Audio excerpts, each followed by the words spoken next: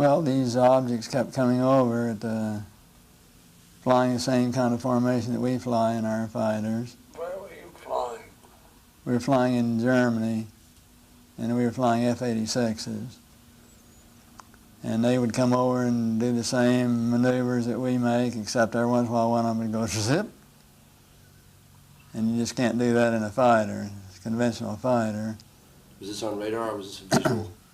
I was on visual. You could see them from what started was the weatherman was tracking a weather balloon, and he saw these objects with his binoculars. And so that started people getting out and looking at them, and then we decided to put some airplanes up and see what they were. But we couldn't get to them. They were higher and faster. So we couldn't tell whether they were large and a long ways away or whether they were smaller and closer in. It was difficult to gauge exactly what their size was.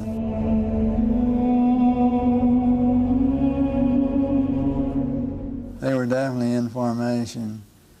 What year was this? In 51, about 1951. Do you think the Russians had that kind of technology back then? No. So how close would you say you might have gotten to them? I mean, you definitely determined that there were objects that were under intelligent control, or was it? Well, yeah, they weren't just random. They were flying fighter formations, very definitely under positive control. They're just typical saucer shape, double lenticular shape, metallic looking. I think they were definitely piloted vehicles, each one with the pilot in it, and very definitely in communication with one another, because they would have flights of more than 4. They'd have flights of maybe 12 or 16 all across, and when they make a turn, they'd cross the flights in under, and they had to be in communication to be coordinated. Yeah, every once in a while one would zip off to the side, just do a lateral maneuver out to the side. Much as you've ever seen the lights, the UFOs that they filmed over Clear Lake, California. Have you seen those filmed? I have. How they'll sit there in formation and all of a sudden want to go, shh. I think they were extraterrestrial pilots flying, no doubt about it. Well, that was, I was having some cameramen film the installation of a precision landing facility that we were putting in right out on the edge of the dry lake. And this saucer flew right over them and put down 3 little gear and landed out on the dry lake bed. And they went out to, picked up their cameras and moved on out toward him filming. And he lifted off, put the gear back in the well, and climbed out at a very high rate of speed and disappeared. And so while I was going through all the regulation books and finding out the number to call in Washington to report it, I had them go over and develop the film. By the time they got back with the developed film, I was on the higher and higher and higher level officer talking to me. Finally, with the colonel telling me to, when the film arrived at my desk, to put it in the carrier pouch. There would be a courier there at my office by that time already, and they'd arranged for him to fly in our base airplane back to Washington with these films, and do not run prints, et cetera, et cetera, et cetera. So we stuck them in the courier pouch. Did you watch the film? We didn't have a chance to run it. I had a chance to hold it up to the window and look at it. It was certainly good film. Good close-up shots? Good close-up shot. Nothing like I'd ever seen. Double lenticular shape. Didn't have a cupola on it or anything. It was pretty much the same basic shape. But this time I was involved in the research and development and doing very classified programs myself, at the test center. So I knew that we didn't have any vehicles of that kind, and I was 99 9/10% sure that the Russians didn't have any of that type either. So there certainly was, at that point in time, there was no doubt in my mind that this vehicle was made at some other place than here on Earth. And you send it on just like you're ordered to do, and do what they tell you to do. You know, I was working at the time, I was working on a little program that nobody knew about. We were not allowed to discuss with our family or discuss with anybody, and that was the U2 program. So it was in the same category, really. In my opinion, I think they were worried that it would panic the public if they knew that someone had vehicles that had this kind of performance way back right after World War II, period of time. So they started telling lies about it.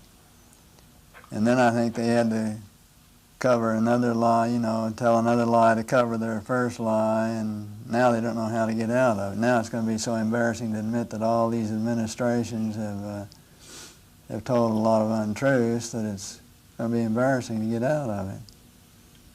Do you think they want to get out of it? Well, I think basically each and every president would probably like to get out of it, would like to come clean on the deal and not have to continue to tell distruths. Eventually there's going to be something happen that will make all of them have egg all over their face, and they're going to have to admit that they haven't been truthful at all. I have a good friend who's a commercial airline pilot. He's had about 3 different occasions where one is pulled right up alongside his wing and set in formation with him. And he's on a major airline. But the airline has a policy that their crews don't ever talk about UFOs. McDivitt had one sighting. You know, and on each and every flight, you had your flight plan that was out in every hour, every day, hour, minute, and second. And at a certain time, particular time, if you looked to a certain degree azimuth, at a certain elevation, you would see a bright object or see some kind of an object, because we track all this space debris. And so we knew where an awful lot of it would be and what you'd expect to see. But he saw this one thing shining out there that was not listed on his space debris chart. So he decided he'd get a picture of it, and he did. He got a picture of it, but of course it was bright, metallic, and it glinted so that all you got are just the bright glint. You can't really tell any details of what it was.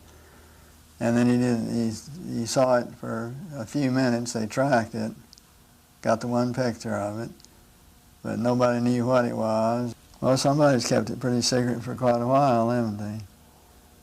Well, I think the only thing that really changed and I think everybody changed, on space flight to some extent, but I think probably the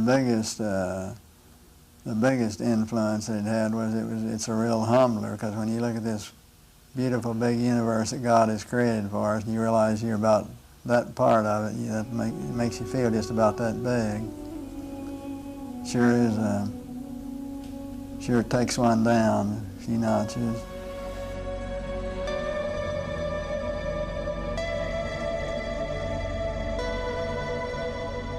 Actually, we were very favorably received at the UN, and Kurt Waldheim was very interested, and he agreed that he thought it'd be a good idea to form a committee and to do the investigation at that level. But nothing ever got done. Kind of typical of the UN, they talked a good game, but never got around to doing anything about it. By NASA's own figures, there are some 400,000 other planets out there that could be habitable. And I just can't believe that God would habitate this one planet only and leave all these others barren. In my personal opinion, based on no facts at all, I just feel that we're out here in the hinterland of all the galaxies. We're way out in the sticks, and that a lot of these other galaxies are closer to one another, and I think they probably have a lot of travel to and from them. And once in a while, we'll get a few travelers, stragglers, or more distant ones come through from distant other galaxies.